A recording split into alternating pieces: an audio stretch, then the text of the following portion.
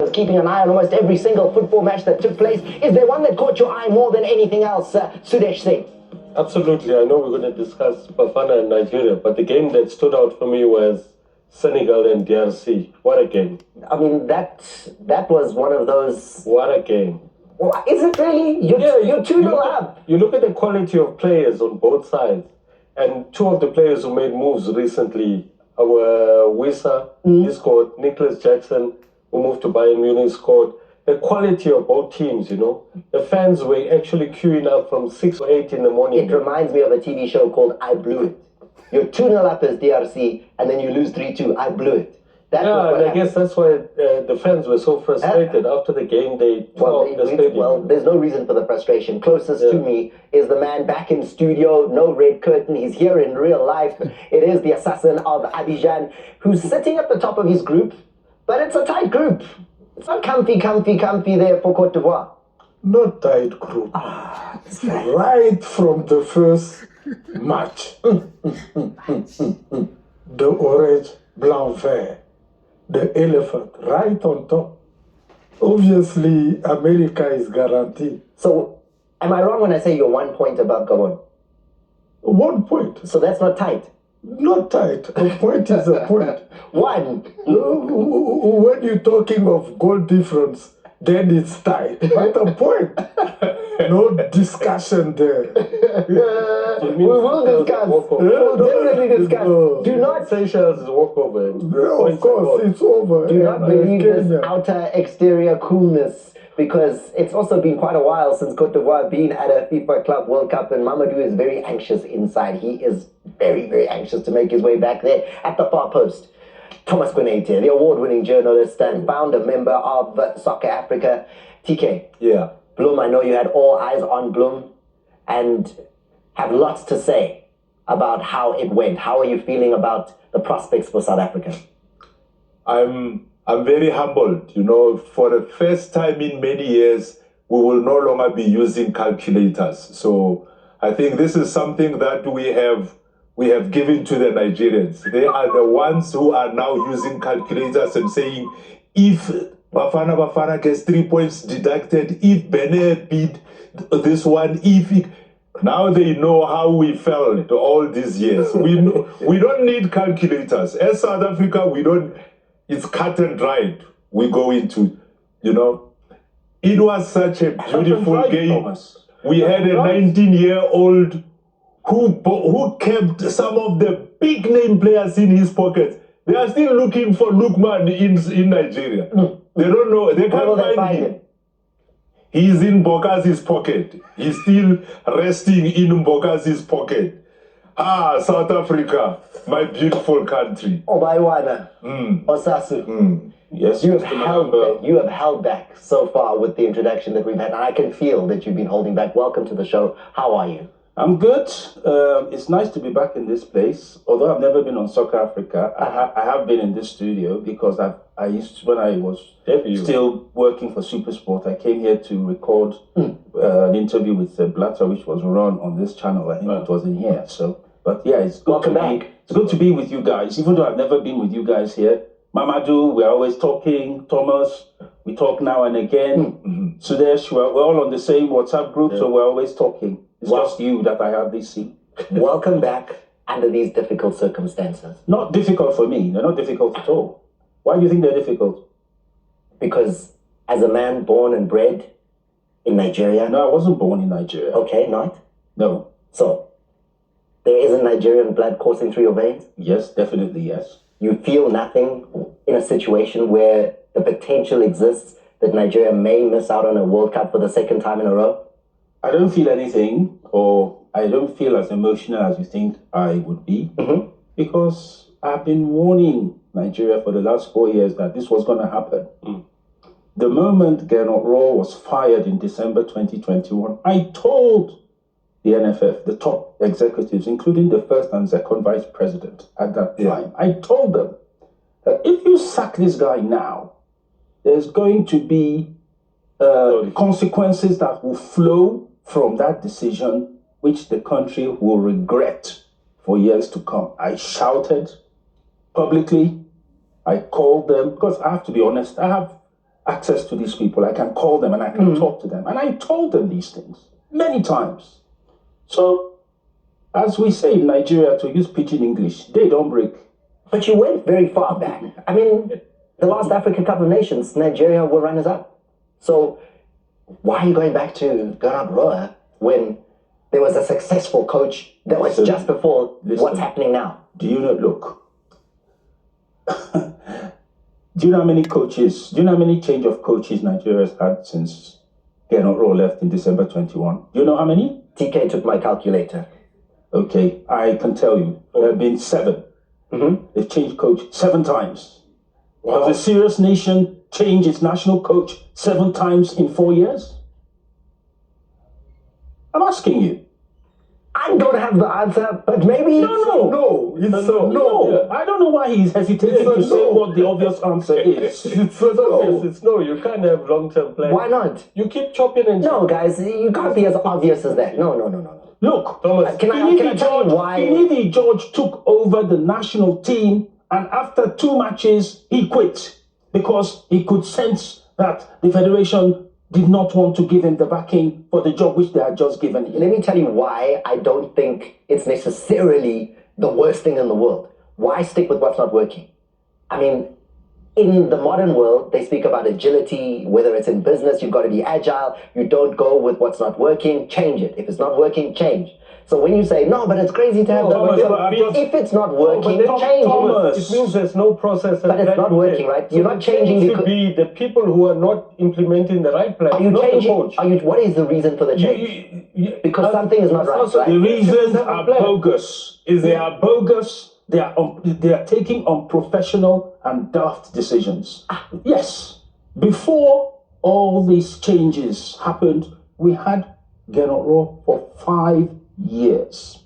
In the 5 years he was there, when he took over in 2016, we were in the group with Algeria, Zambia. This was a very, very tough World Cup qualifying group. So is it the players that are responsible for the failure now? Yes, because there is a school of thought that this Nigerian team play for themselves. Some of the players, they don't play as a team like the Nigeria that we know. And when you look, I'm not too sure. I hear that Osimhen faked his injury. I'm not saying I don't want no. I mean, if there is anything you can say about Victor Osimhen, he can be a bit crazy sometimes when he's in a bad mood, but when it comes to playing for Nigeria, that guy gives 110%. See, I don't think a player at this level playing top class football would risk and do that. No, I'm saying there are rumors. That's just rumors. There is no. So this is when the injury happens against Rwanda. He tried to soldier on a couple of more minutes. It took a while for them to finally decide that he would not be continuing the match. I think maybe another 6 or 7 minutes before it eventually was decided that the African Footballer of the Year 2 years ago would not be able to continue. If there is a question, though, it's should he have traveled with the team just because of who he is to South Africa? Or what use is that when he's injured? You are a talisman. You're a potential... He needs to be treated and he has league games to play for the club that pays him.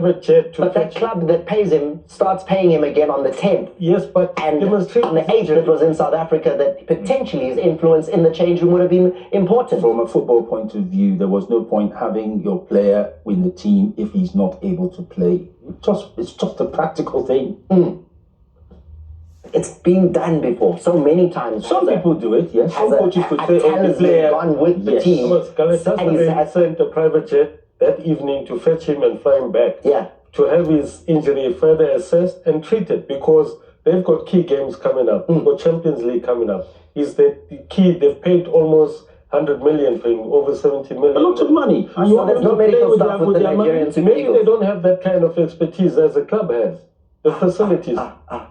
So possibly, look, because he belongs to the club. Sudesh, you are quite right. Do you know, I remember at the 2004 Nations Cup in Tunisia, Bolton Wanderers sent their physiotherapist to stay with the Nigerian team to make sure JJ Okocha was fine. they didn't want to take any chances that he would come, and I was with him, the guy who was the physio working. So you have to understand that Sudesh has pointed out. These guys have spent $100 million. You want them to play with their money? But Osasu, Hold on, TK. I need to go and find out what Ida Peterside is thinking up in Lagos. Osasu is holding his own here on Soccer Africa, and we're enjoying it so far. However, here's one of the original wise men, Ida Peterside, who is ready to join the conversation and maybe has a perspective on some of the issues that we have already thrown on the table. So, Ida, are you with me? Are you there? Are you ready to join the conversation with us? Oh, yes, I'm listening to you guys and enjoying your discussions there. And, it's interesting to... Your voice, I have a problem before you talk too much. Your voice is very low. It's sounding like it doesn't have bass, it doesn't have confidence, it's sounding defeated. Can you please give the usual Ida Peterside energy, please? Calm down, my friend. I still have energy. The thing is that you guys don't understand that there is a forest, a very dark forest, and there is a very dark horse in that forest. And you are not seeing the dark horse. What is that? That's where the problem is. And the name of that dark horse is Benin Republic. Benin? You know? Yes. Can I tell you why it's not a dark horse? You are not seeing the dark horse. Can I tell you why it's not a dark horse? Can I tell you why? We beat them 2-0 in Cote d'Ivoire. Nigeria are still playing Benin, and in Nigeria we trust when they take on Benin. We don't even trust ourselves. We don't trust ourselves. You are trusting us. Moreover, I want to say something, and I've been saying it. Where is the 3 points? I don't know why FIFA CAF want to believe that Mosepe, because Mosepe is president of CAF, there's a delay. Release the 3 points you are owing. Okay, Africa. I'm going to stop you there. I'm going to stop you there immediately. Let me correct you. FIFA World Cup qualified. You hear the word at the front, FIFA. There is no involvement by CAF at all in a FIFA World Cup qualifying situation. When you write your letter, it doesn't go via Egypt. It goes straight to Europe, straight to Zurich, straight to FIFA. So don't involve us as Africans in that. It is purely a FIFA issue. And because you're asking the question, I've got Raymond Hack who's ready to have this conversation with us. Right, to give us, to find out if there's an update on where are the 3 points. There is no update. We know the update. We know what the rules are. You guys are bringing updates. You're looking for updates. What are you updating? The rules are the rules. It happened to us. We fielded an ineligible player in Nigeria. 3 points was taken from us during the World Cup. Release the 3 points. Don't bring Raymond Heck or bring anybody you are bringing. Okay, Raymond is here already. That's the truth. Don't waste our time. That's why I said Benin Republic is a dark horse. Not even Nigeria. For me, it's quite a shame. I had Osasu. It's quite a shame that we're bringing calculators and still talking about qualifiers. It's quite a shame at this level. And I've always said it boils down on leadership. Whether you bring a coach, you fire a coach, the decision rests on the one that runs our football. And there's an unwritten law. Osasu knows this. It's an unwritten law in Nigeria. You don't qualify for the World Cup, you go. You just go. Who's that person? Who is it? Who must go? The board. The road president, vice, the board, you go.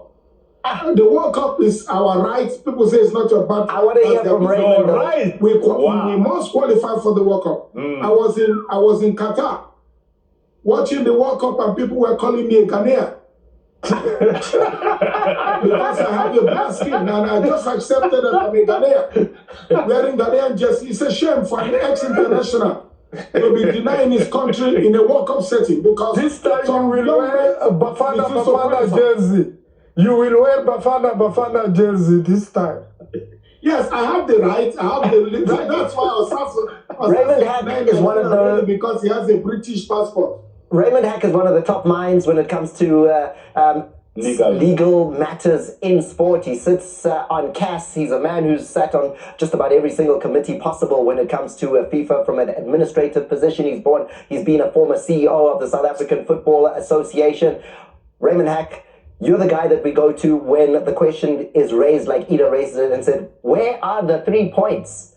And let's just maybe take people through the story there. Raymond, these 3 points that Nigeria is asking about and pretty much everyone around the continent wants to know about. Take us to, very briefly, what these 3 points are, and also, give us a sense of, if you have an idea, what the holdup might be. Thomas, well, firstly, good evening, and my old friend Idris and Osade. Tom, all I'm saying to you is don't argue with him. He knows a lot of football, that gentleman. I've known him for many years, and he's always spot on when he says it. Okay, as far as the player is concerned, okay, you've got to talk as an allegation at this stage. The allegation is that the player was ineligible to play. So he played for Bafana against Lesotho. What happens if the player is ineligible and it is found that he is ineligible, the team is automatically fined, number one. Secondly, they forfeit the points. And thirdly, the matter can go to the disciplinary. Mm-hmm. The strange thing here is that no decision has come out of FIFA yet. Now, there can only be 2 reasons for that. Mm-hmm. The first one is you have to have a protest. Lesotho didn't protest, but somebody else lodged a complaint afterwards. So whether the disciplinary committee are looking at it on the basis of he was ineligible, but it wasn't a protest, is something I can't tell you at this stage. Mm-hmm. The normal situation is if you are ineligible, you cannot play, you are suspended for the particular game. If you do play, the team is forfeited the 3 points that they would have got, plus they lose 3-0, and there's an automatic fine in terms of the rules. So I can only assume that because it wasn't a protest, the disciplinary committee may be looking at it slightly differently as a complaint. But even if it is a complaint, the player was still ineligible to play. Mm. So even if you find it afterwards, it's exactly the same as if you commit a crime and you're not found immediately, you found at a later stage, they have the right to sanction you. Why it hasn't come out yet, only FIFA knows. I find it very strange. I mean, you had an instance a couple of weeks ago between Manchester United and Grimsby where it was found there was an ineligible player. You got a decision probably 4 days later. But what difference does it make whether you make the decision now or you make the decision when the group comes to an end? Ultimately, a decision will be made. Why is everyone in such a hurry to see this decision? Well, because it's not the norm. I have never, ever seen FIFA hold on to a decision for so long. Also, will tell you, I mean, he covers African football. Mamadou covers African. Thomas covers it. You tell me when there's ever been such a delay. There's a rumor, though. There's a rumor, Raymond. There's a rumor, and you guys can come into this rumor. Yeah. What is it that you're potentially thinking might be, or that you're hearing, TK? I know we had a little brief discussion before it came up there. Ray, the rumor that I heard is that FIFA, because they did not distribute a list of suspended players, maybe they feel embarrassed, and on that technicality, maybe South Africa. What should happen? Let's just talk about what should happen. Maybe what should happen. When you say they didn't give a list, what should happen? What should happen is, I think FIFA, like they did just right now, after Tuesday, they issued all the countries the list of players that received yellow cards and those that are suspended. But because they did not in that instance... Allegedly. Yeah, very important word. True. Allegedly. So in this instance, South Africa might, on a technicality... Would it make a difference? No, they won't. Escape the sanction. No, they won't. So what they just get... No technicality. Osasu, hold on. Osasu wants to come in. Osasu? Look, Raymond is my learned friend and colleague. So let's talk about law. I'm not interested in debates that are not based on the text of what the law is. If you field a player that is ineligible, that is a strict liability offense. No two ways. Mm-hmm. In 2017, we, Nigeria, committed the exact offense as you have committed. Shehu Abdullahi played in their final World Cup qualifier against Algeria with 2 yellow cards. Let it be known, it is not FIFA's duty for you to keep your own records. It is the duty of the National Association playing in the tournament to ensure that all the players they present for any match are eligible. Vincent Seka is your team manager. He had the responsibility to keep those records. Why didn't he keep them? I ask you the question. Why didn't he keep them? But the point that Raymond made is that, again, there's a possibility that Lesotho did not protest. They don't have to. They don't have to. This is a strict liability offense. But that makes the situation even worse. Because if the onus is on FIFA to have sent out a notice to say this player is eligible or ineligible, and they didn't send it to Lesotho, how can you expect Lesotho to protest when they don't know? So you can't say, well, they're trying to cover up. That makes the situation even worse because it makes their own department guilty of an offense. And also is 100% correct. The rules say that if you field an ineligible player, you will be forfeited the 3 points and you will lose the game 3-0, and there is a statutory fine which is imposed. Now, whatever the reason is, I must be honest with you, and I repeat this, I have never, ever seen FIFA take a period of 4 months or nearly 3.5 months in excess to make a decision on a game. So is somebody interfering with it? Is somebody covering up? Wow. Who knows? I feel like that's a bit of a stretch there, Raymond. No. Yes, but I said it from the beginning. You tried to push me by the side. No, I'm not pushing you. But I have to move on. I have to move on. Mr. Hack, we appreciate I need to let him go. Unless, what have you got? No, you remember on Twitter they said the teams that could qualify, and South Africa were one of those. So don't you think by FIFA coming out with that statement, they ignoring what has happened? It's not an ignoring. Because why would they go? Is that a legal pronouncement? Because even if you take away the 3 points, right? Bafana's still top of the group.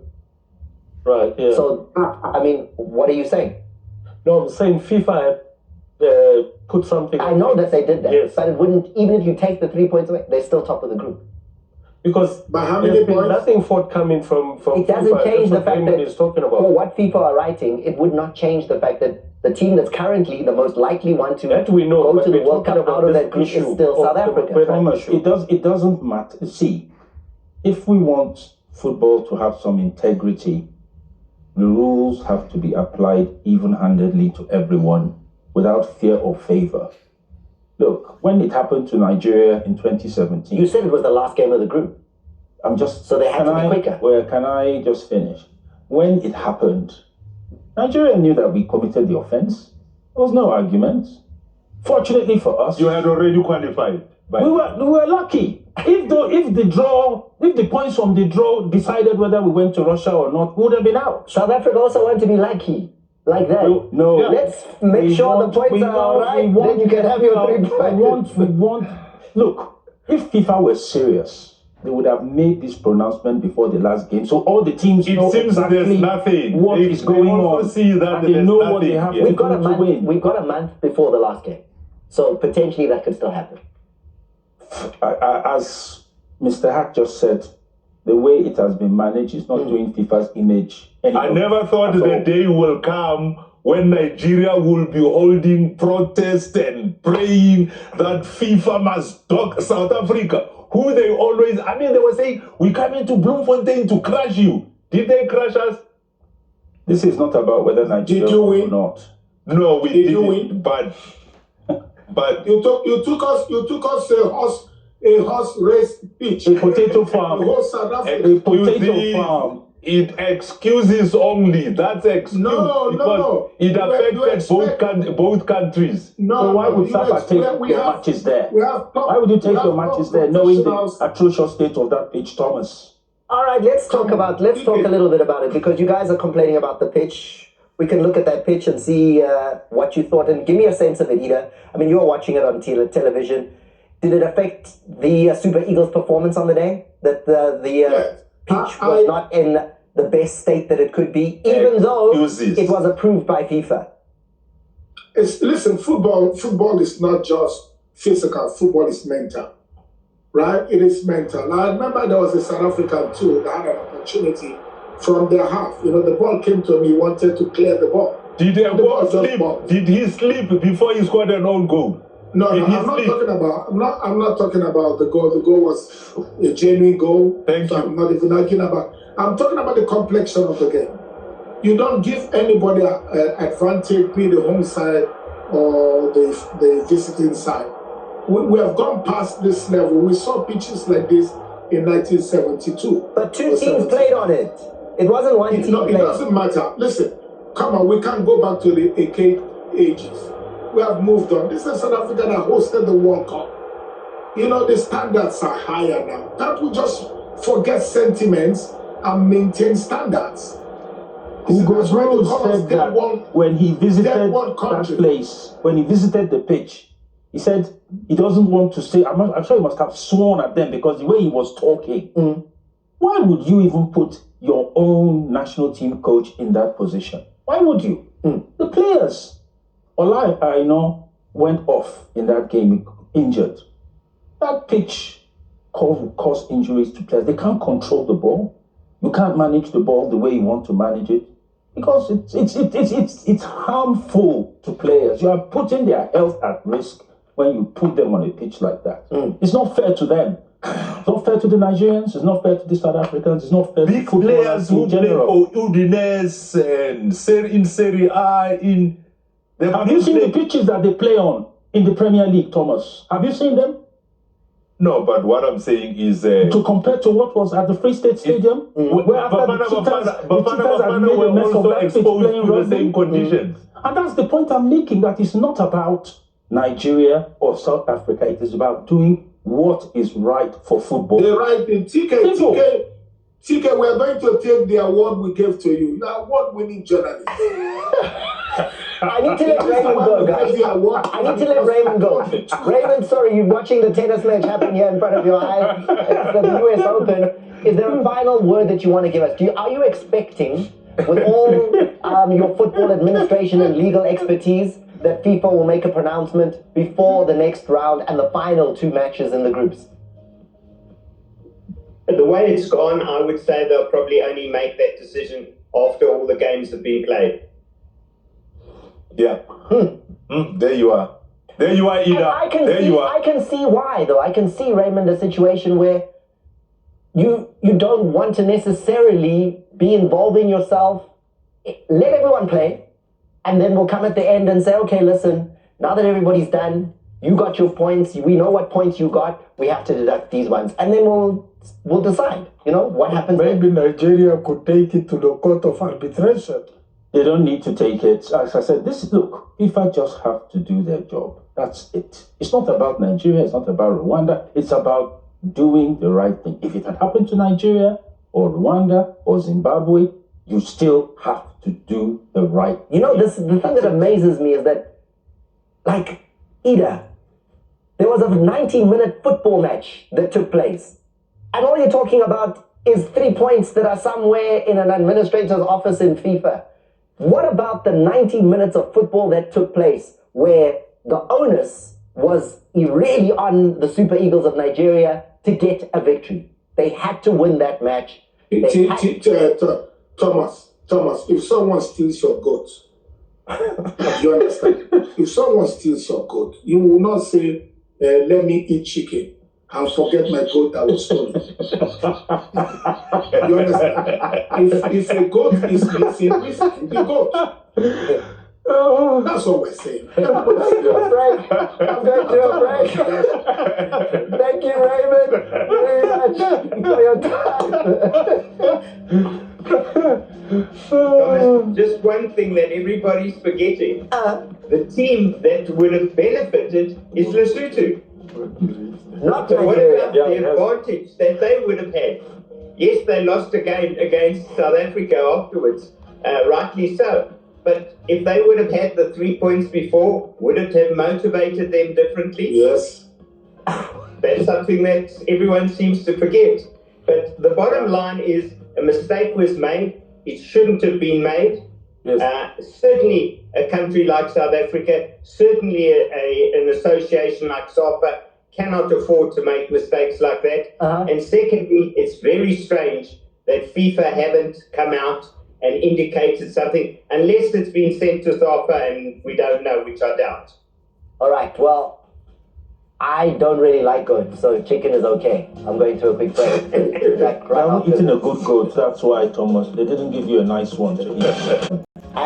What do you think as far as that is concerned? And let's move on a little bit, guys, because we could get stuck and just talk about those two nations the entire show.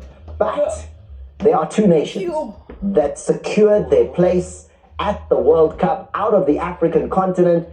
And I'm seeing, based on what Mamadou's got on his lap here, that one of those nations they signed you? Recruiting you? Huh? And the other way? Morocco. Huh? The first nation out of Africa. Wow. Who is the signing? Gay Mamadou. On the back of the Moroccan jersey. Yes, So you're going with the team? So definitely. you're the latest signing? Letters given The by the star-studded FA. team. I love the jersey. Yeah. Given by the FA. Given by the FA. Yes. All right. So, your thoughts, because they've got two nations, Tunisia as well as Morocco, having qualified for the FIFA World Cup. What are your thoughts? And you have Egypt and Algeria on the verge of qualifying. Now you have the zone of North Africa. 5 countries. Maybe Libya might finish among the second best and go to the playoff. They might have 5 out of 5, which is a disgrace What do you mean? in the continent. Why? 5 North African, already 4 guaranteed. Now you have all the 50, if I might say. We need to we have to look at that and Africa. say, what are they doing right? Exactly. What they're doing right, they got proper long-term planning in place. Both countries, it's their third successive World Cup. Tunisia and Morocco. 7 times they've appeared at the World Cup. So you can see it's obviously long-term planning in place. But this thing of long-term planning and having a coach there for a long time, how long has Algeria's coach been there? No, but I'm talking about overall long-term planning. Yeah, but you don't hire and fire but did he coaches. just What arrive, Nigeria right? doing? Yes. He hasn't been But there they long. have structures in place, Thomas. But Petkovic hasn't been there long. Yes, but the structure is Okay, there but already. I mean, in the earlier conversation was about, you must have a coach forever to be able Forever. to, No, the main thing is there must be a sound technical a new coach is structure. potentially taking Algeria to the World Cup. But it's been there over a year now since Belmadi left. Then, as he said, Eric Chell has been there 9 months. structure. Look at a big country of Nigeria. Okay, let's not go back. One stadium. What's that got to do with the World Cup? Of course. You can only If play you- on, you can only play on one field. If you don't have infrastructure, can you imagine? Uyo. Every What's the game problem? is in What's the Uyo. problem? It's a problem. Why? For 200 million people. Now he's complaining Bloemfontein. South Africa have a luxury to play in Bloemfontein, to play in PE, to play everywhere in the country, which is not the case of Nigeria. Now, is surprised that they are not going to the World Cup. Who is me? Okay, you're not surprised. Ida is surprised. You don't- You will never No, go to the World Cup in the next 20, 30 years. What kind of statement is that? Of course, if you don't build the infrastructure, Mamadou. look at even the Nigerian club now. Mamadou, it's- Nowhere Mamadou, to be it's seen. It's not even just about the infrastructure, which is also very important. It is about the governance from the very top. Absolutely. You know, one of the things I love when I talk with the former Indomitable Lions goalkeeper, Joseph Antoine Bell, Yes. he always He's tells so me, straightforward. he says, football does not begin with footballers. Football starts in the office of those who are responsible for the management and governance of football. Once you don't have the right caliber of administrators dealing with the game, everything is basically you have the fruits of a poisonous tree. That's it. Nigeria, for instance, we are in a situation where the governance has become so poor that everything has been poisoned. And until we change the quality of governance and have people who have the intellect and the integrity and the diligence to work to put Nigeria where it is supposed to be, as Mamadou said, and as I've said, the worst for Nigerian football may still be on the way. I want to talk about, because Ida, you've been talking about the 3 points. There's also 6 points that are in the air. You know, look at Tunisia, they're qualified, right? But in that group, they beat Equatorial Guinea. And Equatorial Guinea have been fighting for 6 points, not just 3 like Lesotho might be seeing coming their way. 6 points that they feel FIFA took away from them that they would like to see coming back. What's the latest there? Emiliano Nsui. Nsui, yeah. What happened with the case? Because you remember previous games where he played, there was issue of his citizenship. He's been an international for Equatorial Guinea for 12 years. He had already played. For 12 years. Yes. And then the case came up that he's not eligible to play for Equatorial Guinea. FIFA looked at the paperwork and said, 12 years ago you didn't fill in the forms right. We are now, and they did that now in these qualifiers. We just discovered that you didn't do the forms right 12 years ago. We're taking 6 points from the match against Liberia and the match against Namibia. We're taking those points away from you. That's the log there. Yes. So those points were taken. Equatorial Guinea then has been fighting and fighting. They even went to the court for arbitration for sport.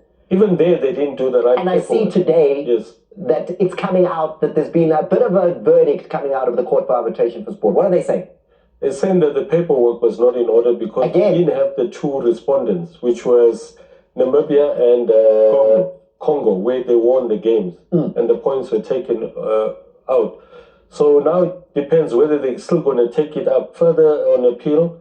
So it means twice. So they're saying that you did not get the countries that the points went to to be part of the case. You only went after FIFA, and the Court for Arbitration for Sport is saying it was not just FIFA that you needed to be bringing to the court. You needed to also bring the other 2 nations. And they also needed to be part of this in order for this. So we're dismissing you. We're not even really going to hear what the situation is. Bye-bye.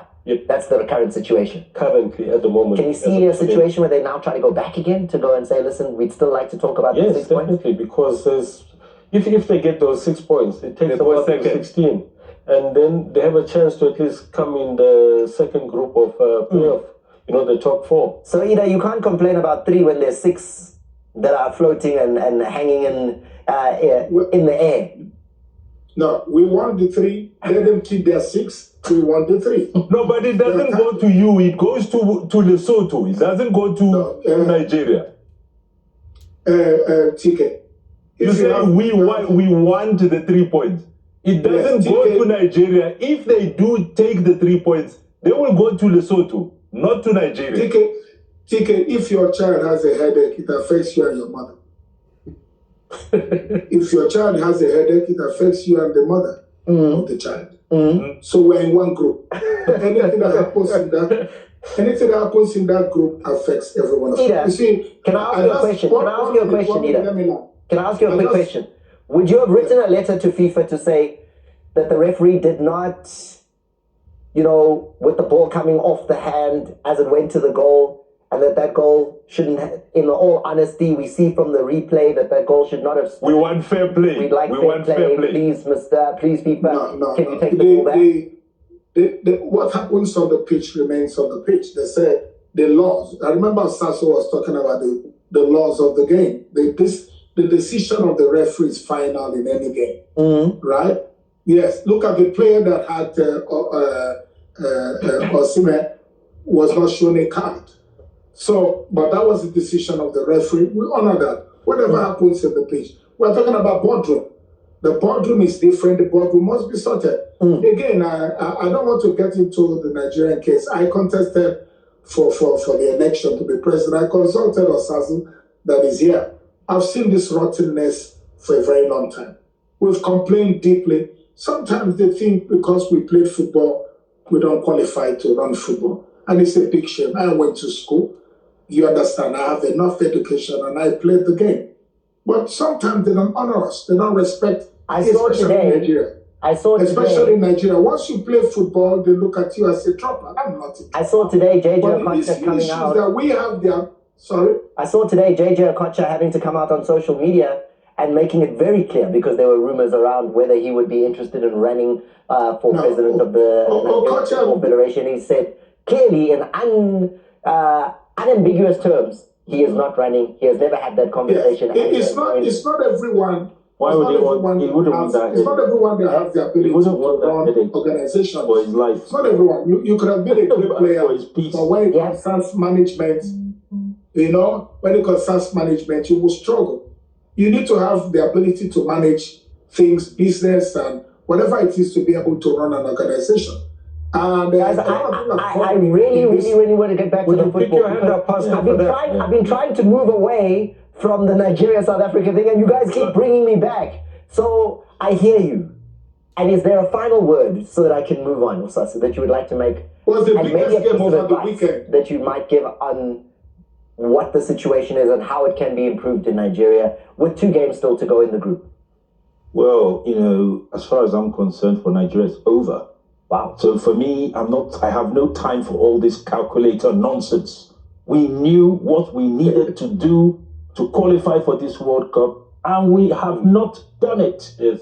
So for those who are still going to church and going for fasting and prayers and supplications, sorry guys, you are wasting your time. We need to rebuild Nigerian football, do it the right way. The quality of people that will do the right thing. I am, for me, as I said, I have no emotions to show about this situation because I saw it coming for over 4 years. I saw it coming. Ida, are you also hopeless? Well, I carry a South African passport, so if South Africa qualifies, I want us to look very quickly at the group. Right? Welcome. There's a group that shows the best runners up, right? And we've got 4 best runners up currently. That these are the top 4 that are in the running to potentially be the 4 best runners up. At the end of all the groups, the 4 best runners up from all the groups will then go into a playoff, and then it's 2 semis, and then a final, and then the one nation will then go on to an intercontinental playoff competition to get that other last place that's still floating, that FIFA has spare for anyone who comes through that door. Yes, so the 4 would play off in November, with the winner from there going to the global playoffs in Mexico in March next year. And from there, obviously, 2 would go into the proper World Cup. Looking at the points there, Nigeria currently, on 11 points, right? Nigeria on what? Nigeria are on 11, This is Gabon. So, but Nigeria are not in second position right now in their group, that's why. These are the best number 2s, but why I was pointing out Nigeria is that these are runners up right now. These are the teams in second place. And they still got 2 games to go. And look at the number of points they already have. I mean, Gabon is already Gabon is on 19 and Nigeria is on 11. It means if they win their next 2 games, they go to 17 points, which means they might not even make it to the top 4. Remember, all these countries still got 2 games to play: Gabon, Madagascar, DR Congo. So that's what it's looking like on that log. I need us to make a special mention because, as far as Tunisia are concerned, brilliant. They qualified and they did it, I think, without even conceding a goal. Yes. They were just rock solid. And Morocco, the usual. First out of Africa to qualify. They were that for the last World Cup as well. Let me just mention, a special mention, Cabo Verde. Cabo Verde. Yes. TK. Yes. If anybody wanted to know about Cape Verde, they should have come to South Africa and asked us. Yeah, we would have told you. We would have told them that Cabo Verde denied us an opportunity to go to the World Cup. In 2018, they beat us home and away. They did that. 2-1. You just need to ask us about the Blue Sharks. On and off the field. Hey, the Blue Sharks are and they eat a lot of big countries for lunch. Because in 2013, they made sure Cameroon didn't go to the AFCON. And even now, they just So now, I mean, that goal against Cameroon, that goal is insane. It's world class. It is one of the goals of the actual Africa Cup of Nations. It was unbelievable. Winning the ball on the halfway line, and off he goes, does Livramento all the way up the field, puts it past Onana, and that is that. Yeah. 1-0, Cameroon are down, and now Capo Verde now with 600,000, guys. Let's just visualize that. 600,000 inhabitants on the tiny little island of Capo Verde, and all they need is one a win. In one of the last two games. Because they lead the group by 4 points. They lead Cameroon by 4 points. So if they win one game, they lead by 7 And you know who's next? They've got Libya away, and then they've got home to Eswatini. One of those just needs to be 3 points. Why are you laughing? I know who's going to be. Why are you laughing? No, it's done. It's done. It's a done deal. It's a done deal. Like Ivory Coast and Seychelles. It's Come on, they are going to the World Cup. Yeah, we must The have flag. them there, Thomas. will be in USA, Mexico, Canada. What Cape Verde is teaching the rest of the continent is that if you make the maximum out of the minimum with your professional planning, with making sure that you use the talent you have, you can beat anybody. It's simple. If you are professional in your approach, you are focused, you have a plan, you implement it. It doesn't matter whether you are a country of 600,000 or you're a country of 100 million. Bogazi almost scored a similar goal to Cabo Verde. Almost. After the break, let's talk about the next door neighbors to Nigeria, Ghana, and how well they are doing and how close they are to qualification. And it's also interesting, right? They're not going to the AFCON, but they are pretty much going to the FIFA World Cup.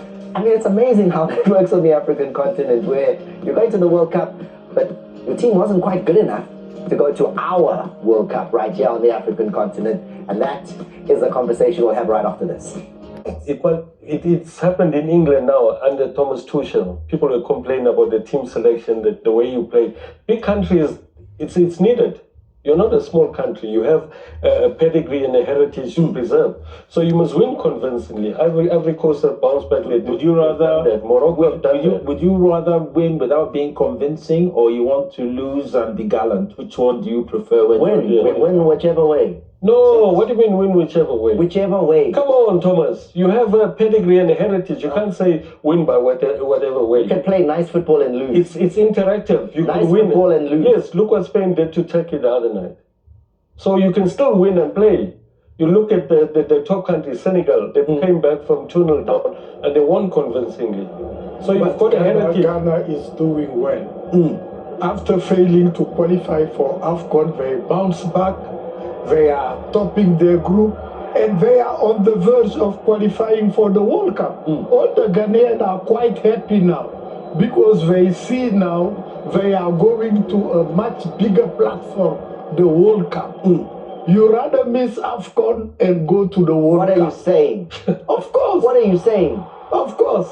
What are you saying?